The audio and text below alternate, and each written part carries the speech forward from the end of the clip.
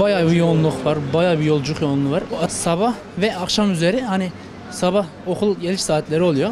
Akşamda eve dönüş saatleri olduğu için otobüs seferlerinde biraz arttırma veyahut daha fazla otobüs göndermeseler biraz ulaşıma rahat olur. Akşam üzeri eve gidiyoruz.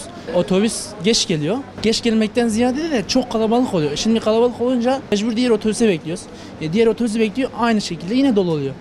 Yani otobüs seferlerini biraz arttırma veyahut yollarda çok daralma var.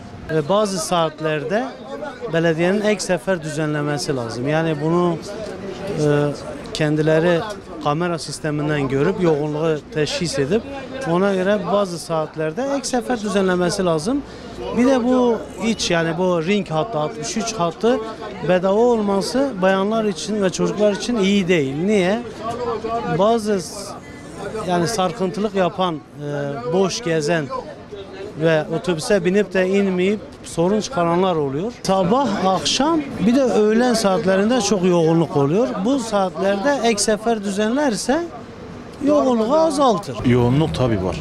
Yani sabahları ve akşamları mesai saatlerinde yoğunluk oluyor. Olmuyor değil.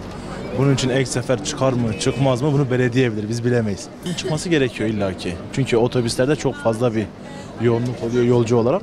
O çözüm yolunu artık belediye nasıl yapar bilmiyorum ama ek sefer mi yapar ya da daha büyük otobüsler mi kullanır?